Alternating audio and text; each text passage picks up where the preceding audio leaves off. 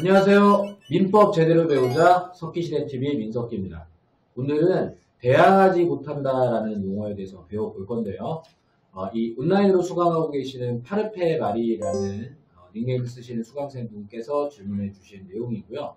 이 용어가 나올 때마다 좀 어렵게 느껴진다고 하시니까 그러면 다른 분들도 같은 어려움이 있을 거라고 생각을 해서 한번 이 용어를 속속들이 챙겨보도록 하겠습니다. 자, 그러면 배우러 가보시죠. 문장의 설명을 좀 원활하게 하기 위해서 석기시대 패밀리 분께서 도와주러 오셨습니다. 자, 패밀리 분 인사 잠깐 하시죠. 안녕하세요. 네, 저희 석기시대 패밀리께서 이 문장을 같이 읽고 여러분들 입장에서 같이 공부를 해보도록 하겠습니다. 자, 일단 통정허위 표시 무효로 선의의 제3자에게 대항하지 못한다라는 문장의 뜻을 알아볼 건데, 주어진 상황은 갑과 을의 매매계약이 통정허위 표시로 무효다라는 상황이고요. 그리고 을로부터 다시 그 부동산을 산 병이 선의의 제3자라는 상황입니다. 그러면 해당 문장이 무슨 뜻인지 우리 패밀리가 한번 읽고 설명해 주시겠어요? 네. 갑과 을의 통정허위 표시 무효로 네. 선의 제3자인 병에게 대항하지 못한다. 네. 어떻게 된다는 거죠? 네. 갑은 선의 제3자 병에게 주장하지 못한다. 무엇을? 허위 표시의 무효를 주장하지 못한다. 네. 좀 약간 좀 이렇게 좀 끊기기는 하는데 좀 잘했습니다. 잘했는데 이런 종류의 문장을 읽을 때 신경 써야 될 부분 몇 개 말씀을 드릴게요. 다시 한번 해보도록 하겠습니다. 자, 일단 이 법률적인 문장들이 논리학 문장이기 때문에 누가 누구에게 무엇을 어떻게 한다는 건지 잘 분리해서 읽어주셔야지 되는 거예요. 자, 그러면 일단 누가 누구에게 이 방향을 정확하게 읽어주셔야 되고, 그 다음에 두 번째는 무엇을에 해당하는 목적어를 정확하게 읽고 난 다음에 대항하지 못한다라는 용어는 법률 용어니까 주장하지 못한다라는 용어로 바꿔서 읽어주시면 되겠습니다. 그러면 다시 한번 해볼게요. 자, 이 문장 어떻게 읽으면 되죠? 갑은 갑과 을의 허위 표시 무효를 선의 제3자인 병에게 주장하지 못한다. 무효가 맞지만 무효라고 주장하지 못한다라고 한다는 거죠. 자, 이렇게 해서 선의 제3자가 소유권을 가져갈 수 있게끔 이렇게 도와주는 법조문이 되겠습니다. 그래서 이 문장은 이 방향성, 갑이 병에게 갑이 병에게 무효라고 주장하지 못하게 하는 기능을 하고, 이 문장이 반대 방향으로 병이 갑에게 무효를 주장하는 걸 못하게 하는 내용은 담고 있나요? 안 담고 있나요? 담고 있지 않습니다. 담고 있지 않죠. 그러면 선의의 제3자 병이 갑에게 당신들 허위 표시 무효잖아 라고 주장하는 건 되겠다 안 되겠다? 된다. 된다. 자, 그래서 병이 갑에게 무효를 주장하는 이 대항은 가능하겠습니다. 자, 그러면 이 대항하지 못한다는 용어는 이렇게 방향을 좀 구별을 해서 누가 누구에게 주장하는 건 되고 누가 누구에게 주장하는 건 안 되고 이런 걸 구분해서 기록하고자 할 때 사용하는 표현이니까 누가 누구에게를 읽지 않고 그걸 신경 쓰지 않고 그냥 대항하지 못한다, 대항할 수 있다 이렇게 읽으면 아무 의미가 없겠죠. 자, 그러면 방향성은 항상 신경 써야 된다는 걸 생각하시고 조금 다른 형태의 지문에서도 또 보도록 하겠습니다. 자, 두 번째 문장은 지상권의 지료를 등기하지 않으면 제3자에게 대항하지 못한다라고 하는 판례 문장이 되겠는데요. 시험에도 자주 나오는 문장입니다. 자, 일단 상황은 갑이 을과 지상권 설정 계약을 하면서 지료 약정을 했는데 이 지료를 등기부에 적어놓지 않았다라는 상황이고요. 그리고 을이 병에게 지상권을 양도를 해서 과거에는 지상권자가 을이었는데 현재는 지상권자가 병인 상황입니다. 자, 그러면 해당 문장은 이 상황에서 무슨 뜻을 말하는 건지 우리 패밀리가 한번 읽고 설명해 주시겠어요? 갑은 갑과 을의 지료 설정 약정에 대해서 병에게 주장하지 못한다. 네, 조금 다듬어 볼게요. 일단 누가? 갑은 누구에게? 병에게. 문장에서 제3자에게라고 했으니까 병에게가 되겠죠. 자, 병에게 무엇을 대항하지, 주장하지 못한다. 치료약정을 네, 치료약정의 존재를 병에게 주장하지 못한다. 그러면 자, 을에게는 주장을 할 수 있다는 뜻인가요? 없다는 뜻인가요? 갑이 을에게는 주장할 수 있다. 네, 주장할 수 있다가 되겠죠. 네. 자, 치료가 약정되지 않은 게 아니에요. 치료가 약정이 되었는데 갑과 을 두 사람이서만 약정을 했기 때문에 갑이 을에게는 치료를 주장하고 굳이 표현하자면 대항하고 할 수가 있는데 이 약정의 존재를 가지고 약정을 하지도 않은 병에게 이렇게 주장하는 게 불가능하다는 뜻이고요. 만약 이렇게도 주장하려면 치료를 등기부에 적어서 병이 알 수 있게 해줬으면 또 모르겠는데 가능할 수 있었겠는데 등기를 하지 않다 보니까 병은 자기가 치료를 약정하지도 않았고 치료의 존재도 몰랐던 부분이니까 자, 갑은 병에게 치료를 가지고 대항하지 주장하지 못한다가 되는 겁니다.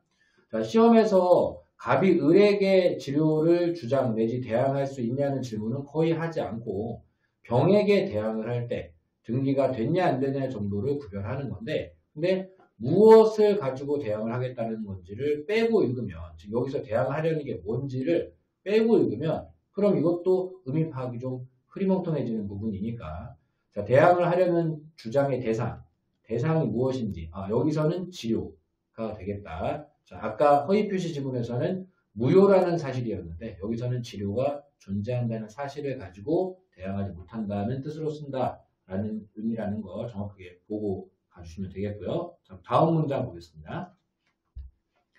자, 세 번째 문장은 임차인은 원칙적으로 임차 목적물 양수인에게 대항하지 못한다라는 질문이고요. 지금 상황은 갑 임대인이 을 임차인이랑 임대차 계약 체결을 해서 임대차 계약이 계속되고 있는 도중에 계약 기간이 안 끝났는데 갑이 병에게 그 임대차 목적 건물을 팔아서 지금 소유자가 병으로 바뀌어 있다는 상황이고요. 해당 상황에서 제시문의 뜻이 무엇인지 우리 패밀리가 읽고 설명해 주시겠어요? 을은 임대차에 대해서 자, 읽기가 힘들면 그 해당 문장을 하나씩 끊어서 일단 처음에는 대입을 하려고 해보세요. 자, 지금 우리 패밀리가 을은이라고 했던 이유는 문장 처음에 임차인은이라고 나왔기 때문인 거죠? 네. 그죠? 그러니까 임차인은이 주어가 되겠고 자, 지금 누구에게 부분을 찾아본다 그러면 목적물 양수인에게 라고 나왔으니까 그러면 그림에서는 누구에게? 병에게. 그러면 을은 병에게가 된 거예요. 그리고 이제 무엇을 가지고 대항하지 못한다. 무엇을 찾아야 되는데 지금 문제 지문에 무엇을이 없죠? 네. 무엇을이 없지만 임차인이 대항을 하려고 하는 건 당연히 임차권이 되는 거니까 문맥상 생략돼 있더라도 자, 임차권을 가지고 대항하지 못한다는 뜻으로 쓰는 겁니다. 그러면 다시 자, 수정해서 읽어보도록 하겠습니다. 우리 패밀리가 읽어주시죠. 임차인 을은 네. 매수인 병에게 목적물 양수인 병에게 문장 그대로 읽을 드리세요. 목적물 양수인 병에게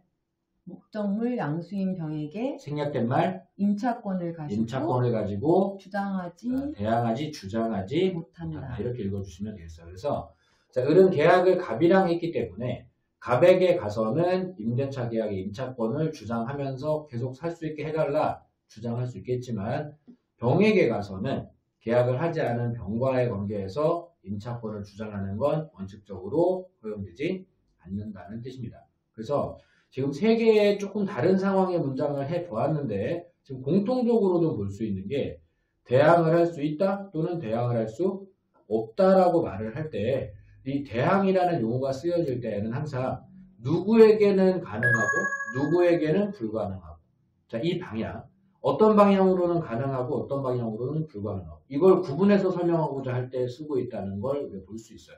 그러면 문제 지금 읽을 때 자, 누가 누구에게 부분을 신경 쓰지 않고 그냥 읽으려고 하면 이건 도저히 읽을 수 없는 문장이 되는 겁니다. 자, 각각의 문장들이 대항을 못하고 대항을 하고 하는 이유들은 조금씩 다르지만 분명히 이 용어의 사용법은 항상 일정하게 어떤 것을 누군가에게 주장한다, 대항한다, 할 수 있다, 없다 이런 걸 구별할 때 쓰는 문장이니까 자, 무엇을 누구에게 대항하는지를 잘 보고 읽어주시면 되겠습니다. 그러면 이걸 가지고 유사 문장들에 대한 문제를 풀어보도록 하겠습니다. 문법 섞기 시대 섞기 시대. 네, 문제 지문으로 왔습니다. 항상 대항하지 못한다라는 말은 누군가에게 무엇을 주장하지 못한다라는 의미로 쓴다는 거 생각 잘 하시고요. 자, 그러면 아까 배운 문장들의 유사 문장들도 한번 연습을 해보도록 하겠습니다. 자, 우리 패밀리께서 그 하단에 있는 문장들을 읽고 한번 설명해 주시겠어요? 상대방의 강박을 이유로 법률 행위를 취소한 자는 선의의 제3자에게 대항하지 못한다. 자, 일단 항상 누가 누구에게 무엇을 이걸 찾아야 돼요. 자, 그러면 누가 부분은 상대방의 강박을 이유로 법률 행위를 취소한 자는 취소한 자가 주어져. 자, 취소한 자는 누구에게? 선의의 제3자에게 선의의 제3자에게라는 방향으로 대항하지 못한다는 주장하지 못한다. 무엇을? 취소를 했다는 사실을 주장하지 못한다가 되는 겁니다. 자, 아까 우리가 통정어의 표시 문장에서 무효를 주장하지 못한다라고 했던 거랑 형식은 똑같고 다만 목적어가 여기서는 무효가 아니라 취소를 했으니까 취소를 했다는 사실을 선의의 제3자에게 주장하지 못한다라고 규제를 하겠다라는 겁니다. 자, 그럼 다른 문장도 한번 해보죠. 네, 자, 두 번째 문장 읽고 한번 설명해 주시겠어요? 매매계약 당시에 환매특약이 등기되지 않았다면 환매권자는 제3자에게 대항하지 못한다. 자, 그러면 누가? 환매권자는 누구에게? 제3자에게 자, 무엇을? 환매특약의 존재를 대항하지 못한다는? 주장하지 못한다. 자, 이렇게 된 이유는? 등기가 되어 있지 않기 때문에. 환매특약이 존재는 하지만 등기가 되지 않아 있기 때문에 그렇기 때문에 이렇게 된다는 겁니다. 그래서 처음에는 답답할 수 있는데 이렇게 천천히 읽어서 좀 다듬어지면 나중엔 시간이 훨씬 단축되고 빠르게 읽을 수 있으니까 너무 욕심내지 말고 처음에 누구에게 무엇을 항상 체크하면서 읽도록 합니다. 자, 다시. 자, 세 번째 문장입니다. 전세권자는 목적물 양수인에게 대항할 수 있지만 임차인은 원칙적으로 목적물 양수인에게 대항하지 못한다. 자, 그 문장이 이제 두 개가 됐는데 일단 두 개로 분리해서 전세권 문장이랑 임차권 문장을 분리시킨 다음에 자, 그럼 앞에 문장부터 해결을 해보죠. 자, 누가? 전세권자는 누구에게? 목적물 양수인에게 무엇을? 전세권의 존재. 네, 전세권의 존재를 주장할 수 있지만 전세권은 물건이기 때문에 등기부에도 당연히 나올 테고 전세권이 존재한다는 걸 누구에게나 주장할 수 있으니까 양수인에게도 주장할 수 있겠지만 끊고 자, 이제 두 번째 문장 누가? 임차인은 자, 누구에게? 목적물 양수인에게 무엇을? 임차권을. 자, 여기서 임대차니까 임차권이라는 채권을 가지고 대항하지 못한다는? 주장하지 못한다. 즉 임대차는 계약이고 채권 관계니까 채무자가 아닌 사람, 즉 목적물 양수인을 상대로는 임차권을 주장하지 못한다가 되는 겁니다. 그래서 이런 문장들이 수시로 굉장히 시험에 많이 등장을 해요. 그래서 여러분들이 이런 문장을 보실 때 당황해서 이렇게 그때그때 외운 걸 어떻게 하려고 하지 마시고 침착하게 끊어읽기를 하는 연습을 지금부터 잘 하시면은 시험장 가서는 그냥 부드럽게 읽어주시기만 하면 되는 문장이 되는 거니까 자, 이게 잘 안 읽어진다고 나중에 봐야지 이렇게 생각하지 마시고 처음엔 꼼꼼하게 끊어서 잘 읽고 익숙해지면 그냥 주장하지 못한다는 뜻이야 정도로 빠르게 지나갈 수 있도록 학습을 좀 부탁을 드리겠습니다. 간단한 주제지만 중요한 주제니까 충실히 학습해 주시고요. 다음 시간에는 또 다른 질문을 가지고 여러분들이랑 만나뵙도록 하겠습니다. 수고하셨습니다.